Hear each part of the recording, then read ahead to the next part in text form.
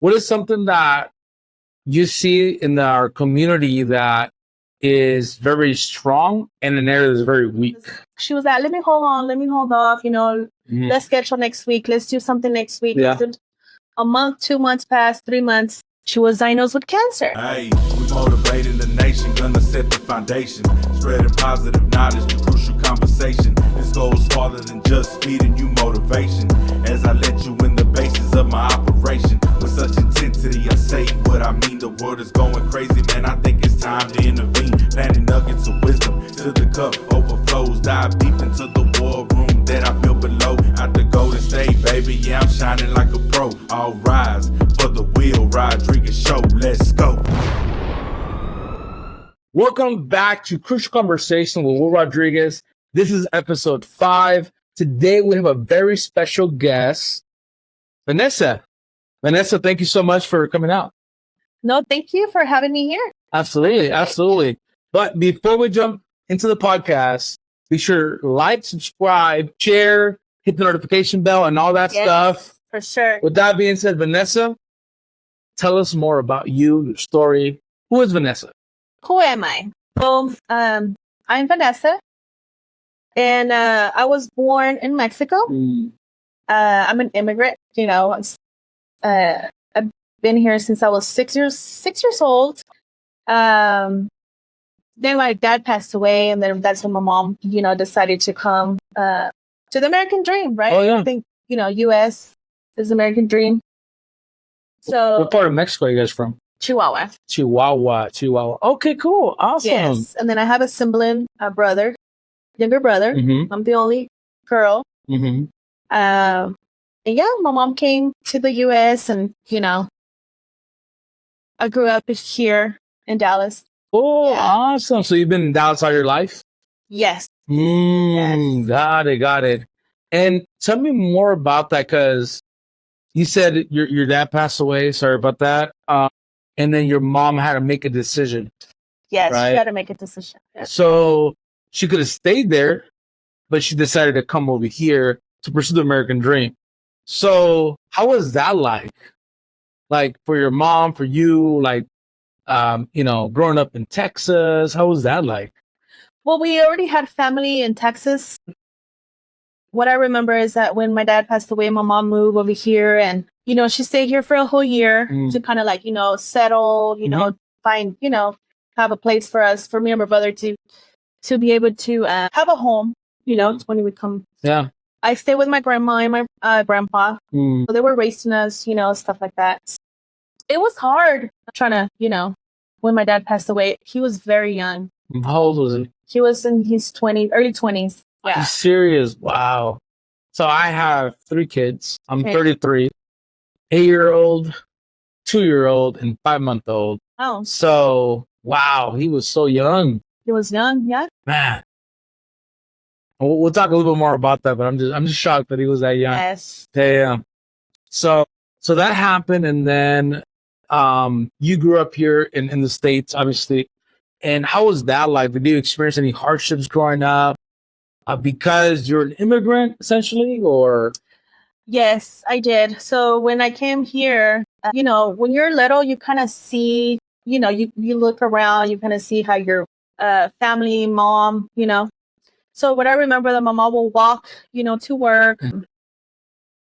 We didn't have a place, we didn't have, when we and my brother came to the U.S., we didn't have anything. We had a place. Mama was able to afford a place, working 3 or 4 jobs, and we were asleep on the floor, stuff like that. We had like paper plates or what I remember. So it was really hard. It was hard. So, yeah.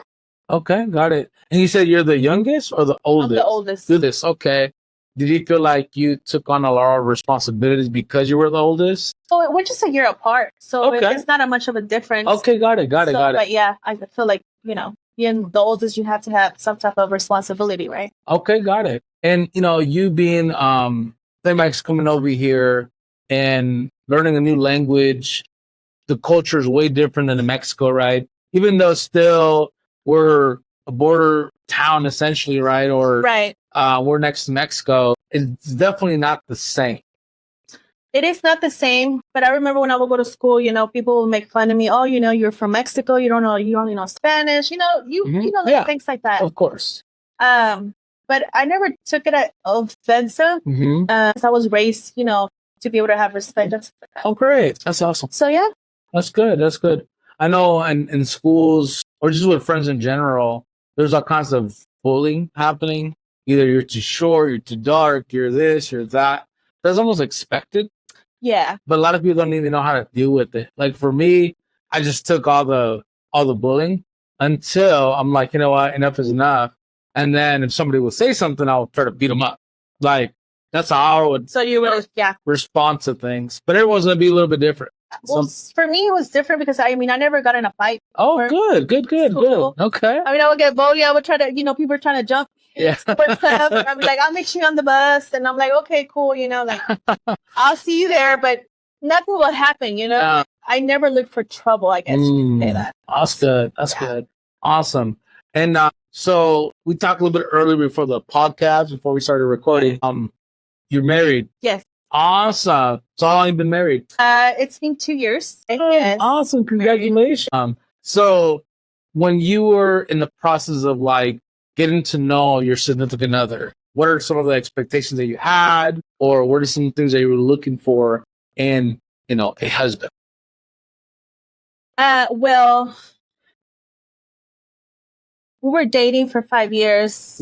I'm more like independent, I don't have kids. Okay. It's my first marriage. So it's just having an understanding, communication, trust, most definitely. Yeah.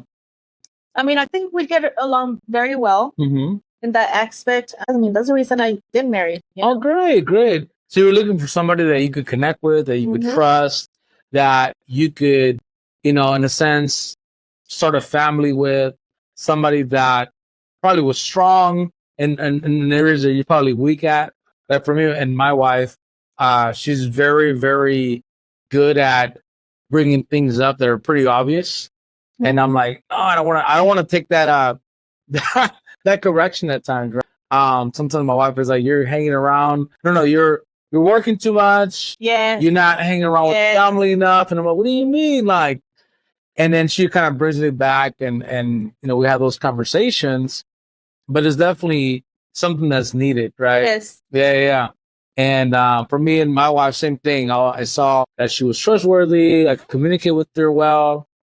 She was easygoing, very simple person. So funny person too, right? Oh yeah, for sure. Hilarious.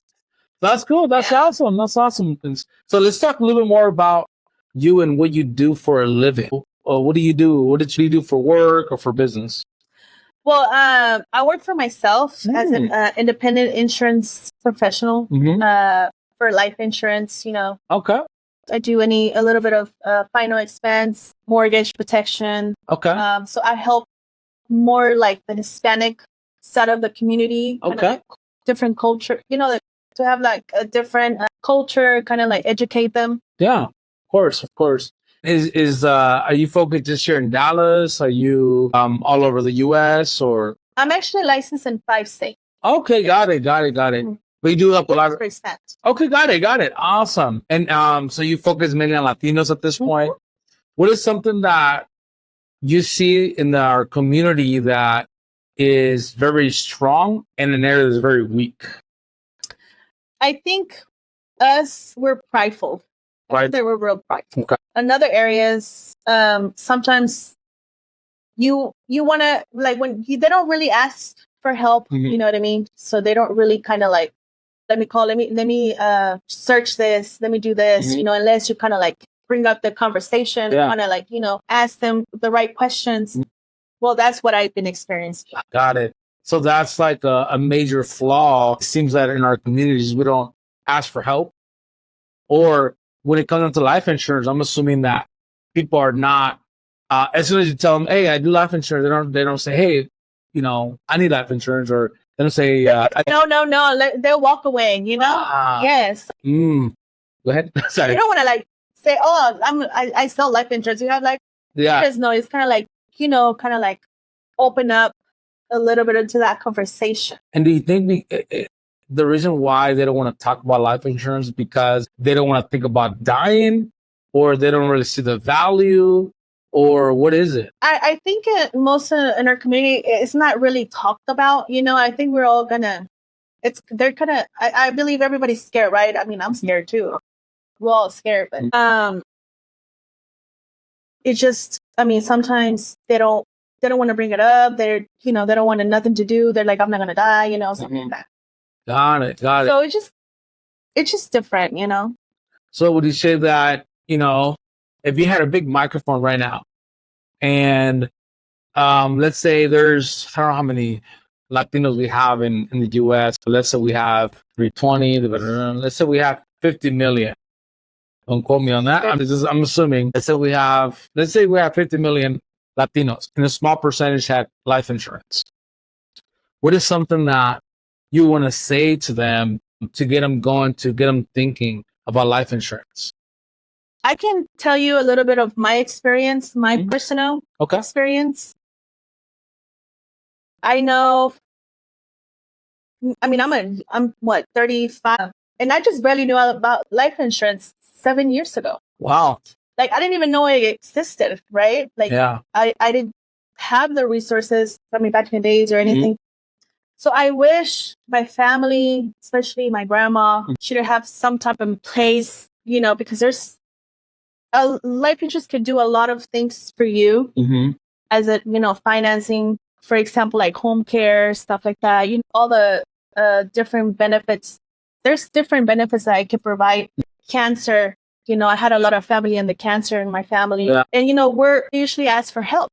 Yeah. Whether they do GoFundMe accounts, they ask for a family member. I need, let's do like car wash. But I mean, when you have that family member that you like, oh my God, they're actually like dying, Yeah. So for you to think of, how am I going to do it with the income, with the money, right? Yeah. You're trying to like hold it in, to be able to deal with it, right? So imagine dealing with that and then looking for the finances. It's a struggle. Like, I feel like you'll be depressed, like it's depressing. Yeah, especially losing somebody, family, whatever the case might be. It could be cancer, diabetes. I mean, there's a lot of diabetes now. Yeah, that's crazy. So that's what we're trying in our communities to have a conversation, right? Have that conversation. At the family gathering, at the dinner table, right? That they need to put something in place. Correct. Right? How simple is it, or how complicated is it to get life insurance? It's very simple. Okay. It's simple. Okay. Like a fast food place, just in and out, or is it more like a couple questions, or? Well, I mean, it depends for everybody. It depends. Everybody's different. Everybody health issues is different. It might be healthier, but if you're healthy, I think that's the best time for you to have something in place. Now, if you're okay, not healthy, I mean, there's insurance for everybody. Okay. But I feel like if you're healthy, you have some, to have something in place, especially because tomorrow you don't know. Like, for example, I had a family member,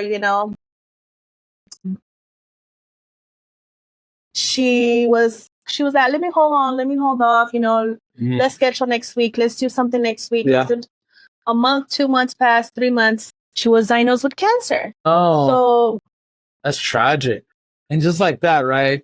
People think they're healthy. Yeah. And then something could happen just like that. And I'm assuming that if you're younger and healthier, you'll pay less. Correct. Right. And if you have any illnesses, if you want to apply, that doesn't disqualify. I'm sure there's a way around. Correct. Okay. Got it. And you also help seniors. Yes. You said final expenses. Is that more like somebody is going to die soon? That's like... It's more like seniors for their funeral expenses, right? Okay. If they want to do funeral expenses, I mean, it's expensive, right? Is it 20,000, 10, 20,000, yeah. 25, 50,000, depending on the client. I mean, the person wishes, right? Okay. Yeah. Yeah, absolutely. I just see a lot of GoFundMe accounts, especially for seniors too, you know? Or I know people who already have something in place, which is That's good. Congratulations. That's a big step, you know? Yeah. So why would Latinos hold off on getting life insurance if they know they're gonna die? They don't, I guess that's a good question, to be honest. I mean, And I'm thinking of Latinos, but you know what I mean? Like I experienced the same thing, right? Like have a conversation with family members and they're like, no, we're fine. especially Well, if you're the breadwinner. They don't right? think they're gonna die. And if you're the breadwinner, you have kids, Mm, you have a wife, yeah. and your wife is a stay-at-home mom. What if Yeah. something happens to you, construction, you fall, Yeah. you know, a lot of things can happen. Yeah. So Their finance will go. of course, like taking care of the funeral is one thing, but how's the family going to sustain themselves for multiple years? Yeah. That's another question that needs to be had. And I'm glad that we're having this conversation, and because there's a lot of people that need to have these types of conversations. So that's great. So one thing is, you know, traditional, right? Traditional insurance is like, oh, I'm going to get insurance when I die. Right? Yeah. Now the new insurance, you know, depending on your health situation, Mhm. depending on the, you know, medical stuff, you get living benefits. Perfect. So they'll take care of your expense. Something happens, critical, chronic, terminal illness, anything like that. You'll be able to take care of that. Mhm. Especially Alzheimer's now, yeah. right? Mhm. That's getting more common. Yeah. That is, yeah. And there's all kinds of different illnesses out there and different needs. So when somebody calls you, I'm sure you customize every policy based on the needs, right? Correct. 100%. Got it. Well, that's great. That's great to know that we have someone that we know that can help you with anything related to life insurance. And I'm glad you came out today No, thank you. to interview here in the podcast. Thank you. Podcast number 5. And I really want to make this podcast because I think it's important, especially for the Latinos that are very ignorant. I'm going to say Latinos, but again, there's all kinds of different people out there, right? That don't have life insurance, but also we are picking on Latinos because we're all Latinos. And we're a little hard with our people, but that is for a reason. Yeah. And some people need a wake-up call, like myself as well. I had a wake-up call. And then I'm like, okay, I need to get life insurance because I do have a family. I do have kids and XYZ. So with that being said, I'm going to ask you a few questions, if I may. So they're rapid fire questions. So would you rather watch Selena or would you rather watch The Notebook? Selena. Okay. That's a given, but okay. All right. If you can only listen to one song for the rest of your life, what would that song be? I think it will be, there's so many of them. Can we go back to that? I don't know. What song is your favorite? The one that you always play all the time? Well, right now I got introduced to Kali Uchis, so she's a pretty good song. Okay. She's pretty good. Yeah, okay. I don't know. I'm not familiar with their names, but there's a few songs. Yeah. Okay. Yeah. All right, cool. We'll take that. I know we live in Texas, but Florida or California, if you had to pick. California, because I used to live in California. Okay. I'll pick Florida, but I'm from California, so hey. Okay. I know. I don't hate you, California, but you've been bad to me. I like both. Hold up. Last question. $3 million cash in your hands right now, or be mentored by Warren Buffett. Be mentored by Warren Buffett. Boom. Awesome. Well, that's a wrap. Well, Thank you so much for coming out. How can people connect with you? They can follow me on Instagram. It's LIC Vanessa Salcido, or Facebook Vanessa Salcido, or vanessasalcido.com. Awesome. Well, thank you so much for coming out. Thank you. Yeah. With that being said, keep fighting the good fight. Stay in prayer. That Rodriguez show. Yeah, that Rodriguez show. Yeah.